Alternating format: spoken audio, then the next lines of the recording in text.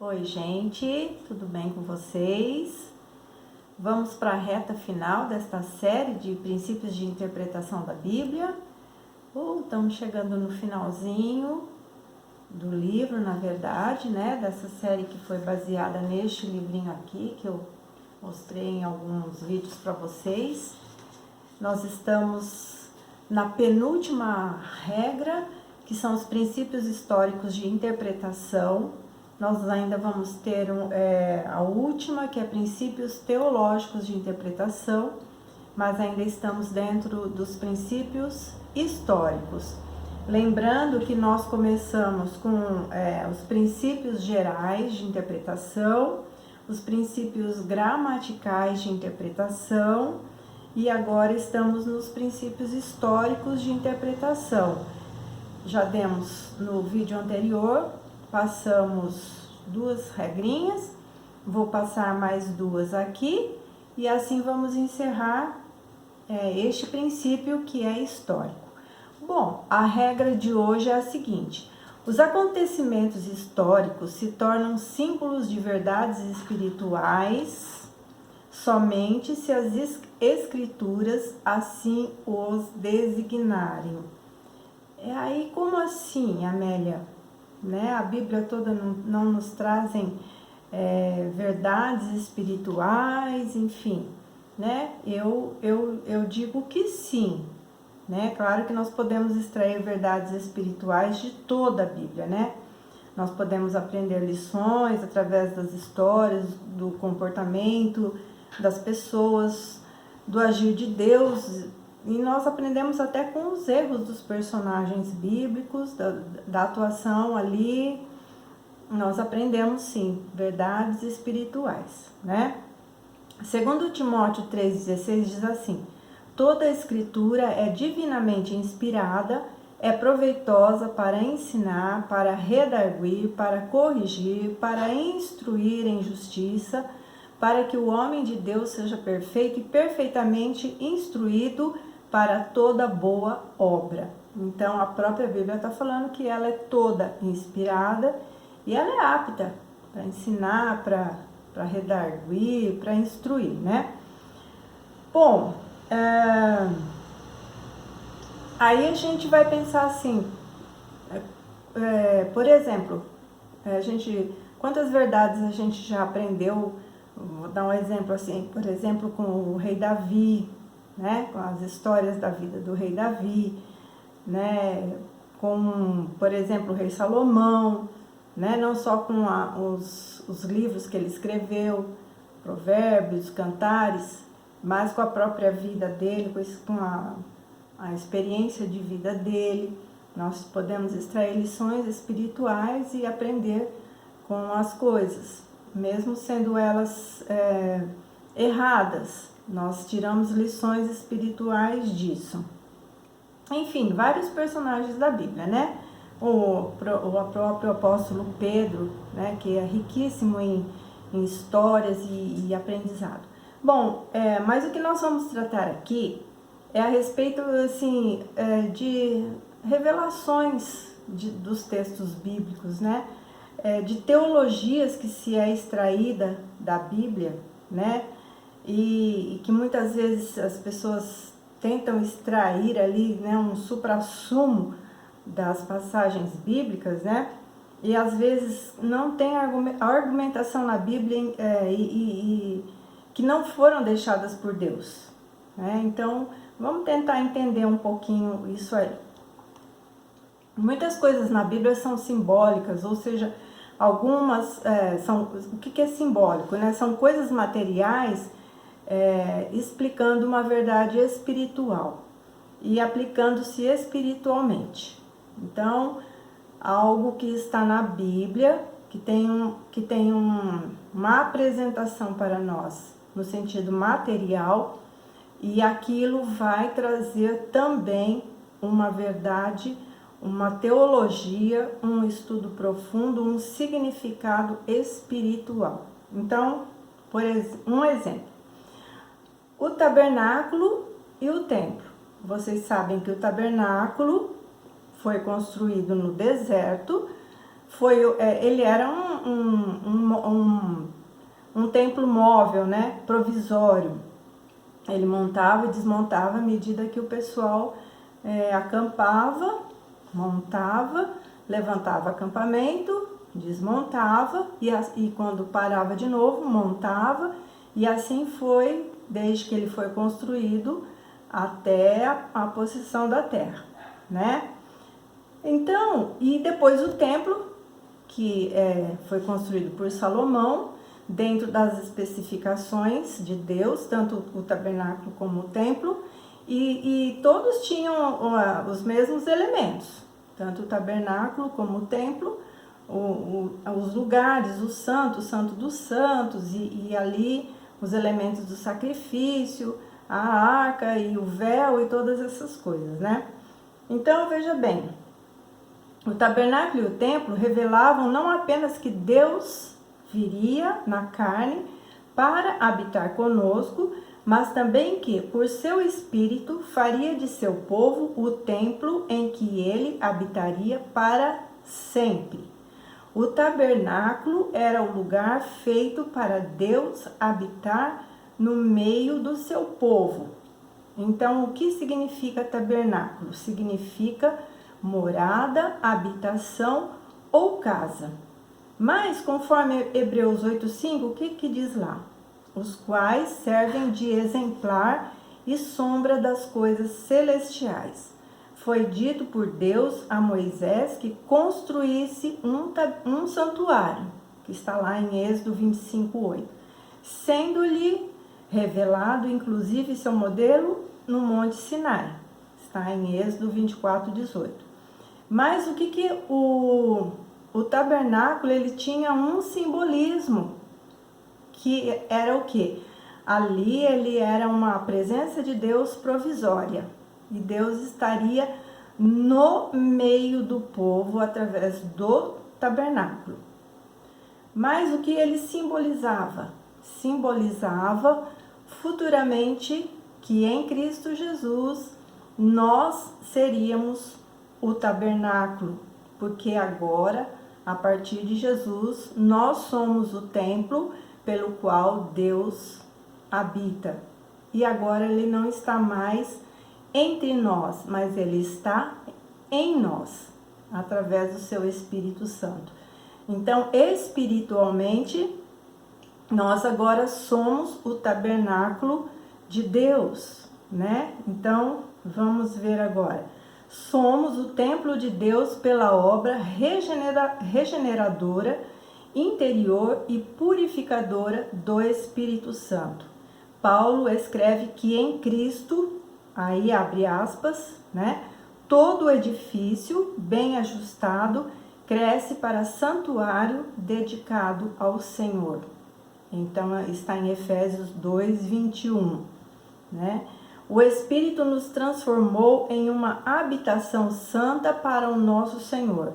Somos casa de Deus, composta de membros de todas as tribos e nações, edificada sobre o fundamento dos apóstolos e profetas, tendo Cristo como principal pedra angular.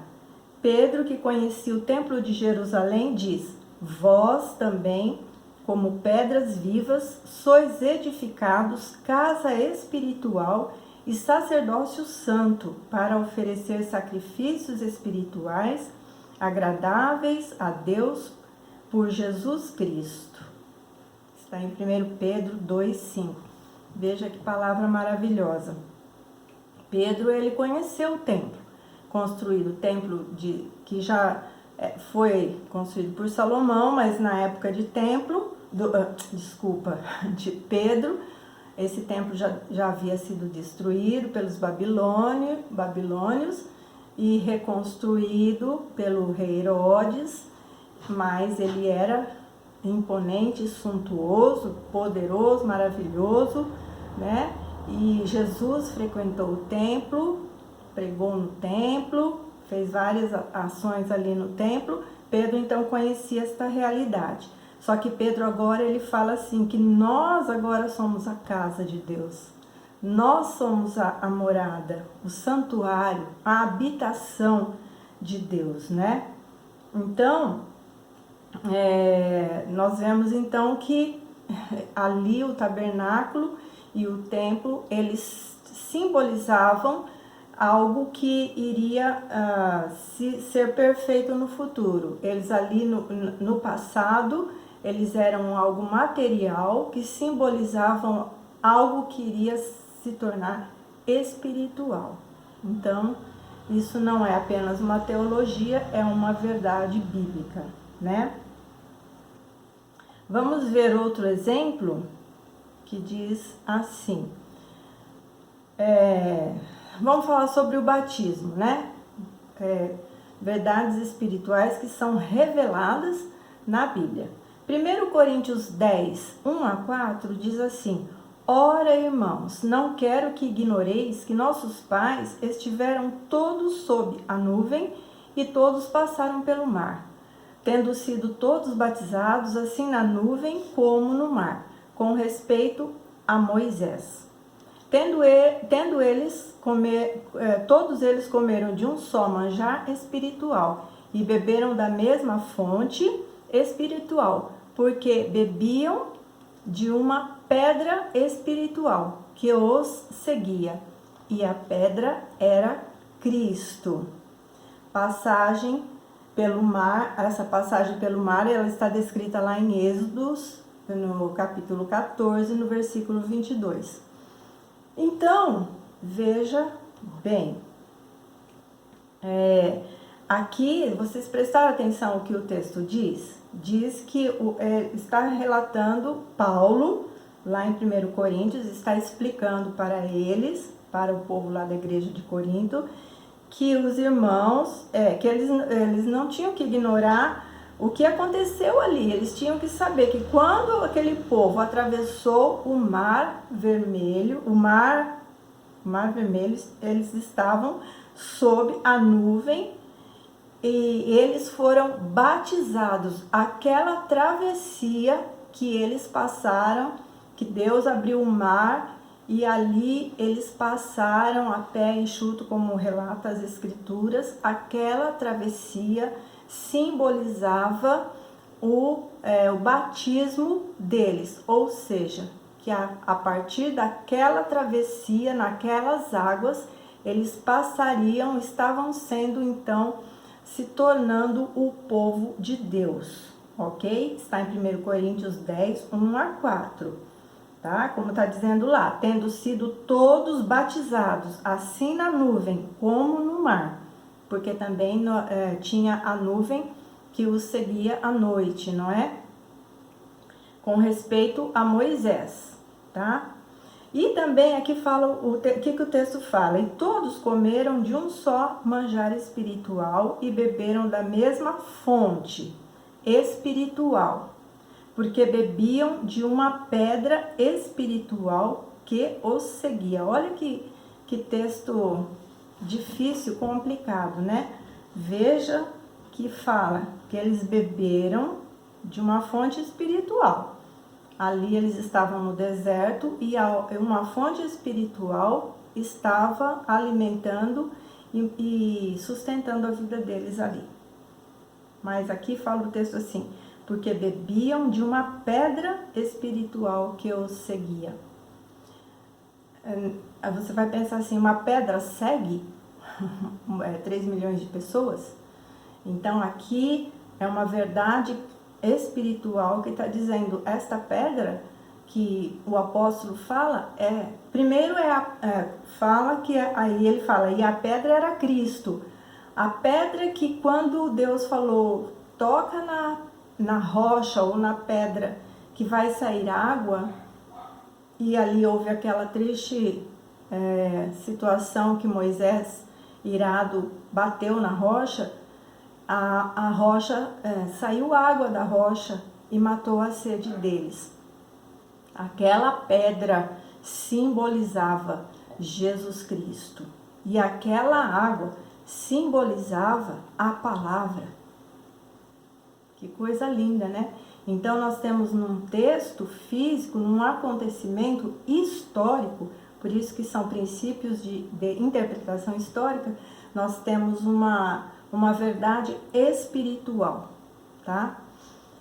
A pedra ferida por Moisés, que jorrou água, está lá em Números, no capítulo 20, versículo 11. Então, tipifica Cristo e a palavra, porque a palavra é que nos purifica, né? E Jesus é a palavra, porque em João fala, no princípio era o verbo se fez carne e o verbo era Deus. Verbo é palavra. Então, Jesus é a palavra, Jesus é a pedra, né? Então, é uma verdade espiritual, extraída de um texto, um contexto histórico. E tem uma outra passagem que fala também sobre o batismo, né? 1 Pedro 3, 18 a 21, diz assim: os quais, noutro tempo, foram desobedientes, quando a longanimidade de Deus aguardava nos dias de Noé, enquanto se preparava a arca, na qual poucos, a saber, 8 pessoas foram salvas através da água, a qual, figurando o batismo, agora também vos salva, não tendo a remoção da imundícia da carne, mas a indagação de uma boa consciência para com Deus por meio da ressurreição de Jesus. Texto difícil também, muito difícil, mas vamos ver, né?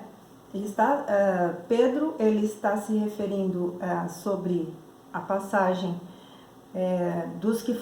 das pessoas que foram rebeldes e que não aceitaram a pregação de Noé quando ele estava construindo a arca, porque aí eu não li todo o texto, eu li apenas a partir do momento que fala que eles foram, que aquelas águas que foram derramadas, que eles entraram na arca e aquela família foi salva, também figurava o batismo, né? Porque está no texto bíblico isso, não sou eu que estou falando, não é? Então, Pedro está falando dessas pessoas, né, que foram desobedientes e não creram na mensagem da salvação. Não creram e não quiseram entrar na arca para serem salvos. Mas fala o texto que aquelas 8 pessoas que entraram na arca, eles foram salvos através da água, a qual figurando o batismo. Agora também vos salva, não tendo a remoção da imundícia da carne. Então agora ele está falando de nós, das pessoas que agora creem, né? Mas a indignação de uma boa consciência, mas a indagação de uma boa consciência para com Deus por meio da ressurreição de Jesus Cristo. Ou poderia-se dizer, ou tendo compromisso com Deus de uma consciência limpa. Então hoje em dia nós tendo um compromisso com Deus e uma consciência limpa diante de Deus, estamos limpos pelo poder de Jesus Cristo. Na verdade, então, a passagem ali do dilúvio também prefigurou Jesus, a arca ali, pelo qual aquelas 8 pessoas entraram, também simbolizava a salvação em Jesus Cristo. E aquelas águas do dilúvio simbolizava que aquelas pessoas salvas dentro daquela arca foram seladas ali, foram tidas ali como pessoas do Senhor. E aquelas águas ali simbolizavam a purificação deles e o batismo. Então, isto é uma verdade teológica extraída de um texto, de um acontecimento histórico. Então, está relatada por Pedro. Então, assim, o que a gente quer dizer assim, nessa regra, né? A gente precisa tomar cuidado para dar interpretações errôneas, porque a Bíblia não é fácil. Existem muitos textos muito difíceis de compreensão. E nós temos que tomar cuidado, às vezes na ansiedade de trazer verdades espirituais, a gente pode criar coisas que não são verdadeiras. Nós temos que ter sempre base bíblica e direção do Espírito Santo, né? Para trazer alguma coisa revelada. Então, eu trouxe aqui um exemplozinho, por exemplo, né? Alguém dizer, isso é uma interpretação errônea, tá? Então, só um exemplo, assim, dizer que o mar simboliza o sangue expiatório de Cristo, ou que o mar oferecia um seguro caminho para Canaã celestial. Então, não existe nenhuma base bíblica para dar uma interpretação assim, nenhuma. Então, quando a gente não tem bases bíblicas para se ter uma interpretação, é melhor não fazê-la, né? A não ser que o Espírito Santo te revele uma verdade profunda ali, mas aí tudo tem que ser muito bem analisado à luz da própria Escritura, ok? Outro exemplo, tá? Que diz assim, de uma interpretação histórica ser trazida uma verdade espiritual. É outro exemplo bíblico. Diz assim o texto: pois está escrito que Abraão teve 2 filhos, um da mulher escrava e o outro da livre. Mas o da escrava nasceu segundo a carne, o da livre mediante a promessa. Essas coisas são alegóricas, porque essas mulheres são 2 alianças. Uma, na verdade, se refere ao Monte Sinai, que gera para a escravidão. Esta é Agar.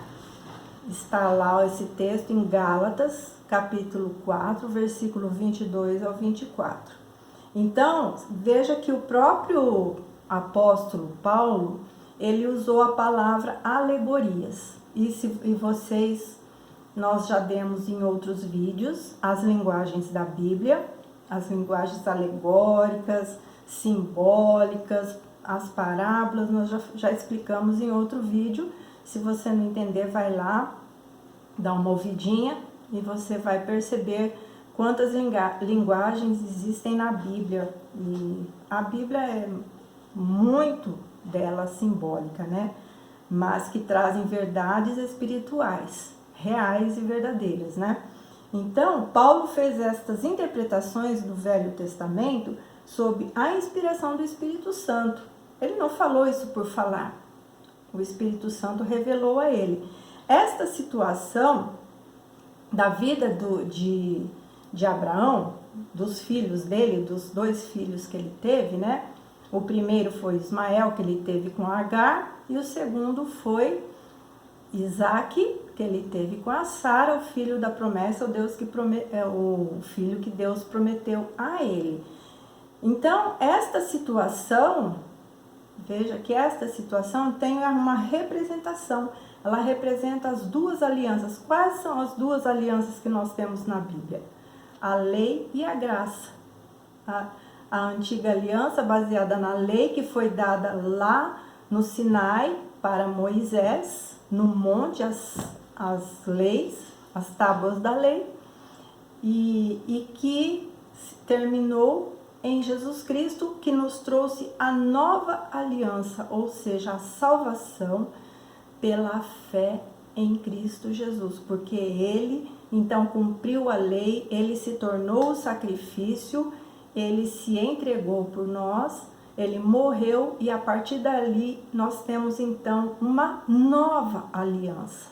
A aliança velha agora não tem mais efeito. O efeito agora é a aliança em Cristo Jesus. Então, esses 2 filhos do Abraão representavam isso.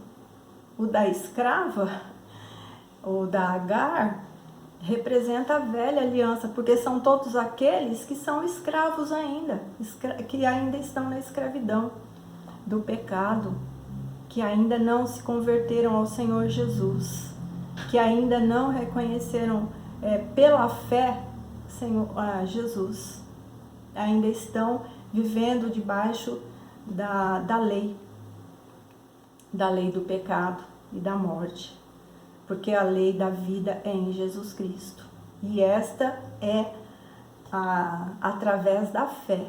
E quem é o pai da fé? Quem é aquele que trouxe, que pela sua vida demonstrou a fé? Foi Abraão. E através dele foi se cumprindo a palavra de Deus e até se chegar a Jesus Cristo. E nós também cremos nele pela fé. Então, este texto, esta passagem histórica traz, então, esta verdade espiritual que Paulo fala aqui em Gálatas. Quanto a nós, devemos tomar cuidado ao transformar fatos históricos em alegorização. E tomar cuidado para não mudar o sentido que ela pretendeu ter. Então, nós temos muitos fatos históricos bíblicos, muitas coisas assim, tremendas, maravilhosas, e muitas vezes se faz muita alegorização em cima daqueles fatos, mas precisa se ver se espiritualmente Deus assina embaixo a respeito dessas interpretações, que às vezes a gente vê aí em mensagens, enfim, ok? Então, apenas uma regra e alguns exemplos que eu estou passando aqui. Outras alegorias bíblicas, nós já vou estar encerrando aqui, que é sobre a figueira, a oliveira e a videira. Então, estas três árvores são mencionadas na Bíblia, tanto no Antigo quanto no Novo Testamento, e essas três árvores, ela têm suas representações, ok? Mateus 24:32 diz: aprendei, pois, a parábola da figueira, quando já os seus ramos se renovam e as folhas brotam, sabeis que está próximo o verão. O brotar das folhas da figueira simboliza eventos que ocorrerão durante a tribulação.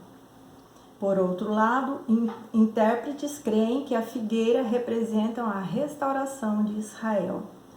De maneira geral, a figueira sempre vai estar representando Israel.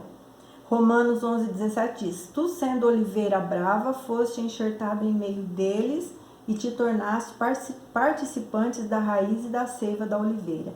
Aqui está claro que a oliveira é Israel também. João 15:5 diz: eu sou a videira, vós os ramos.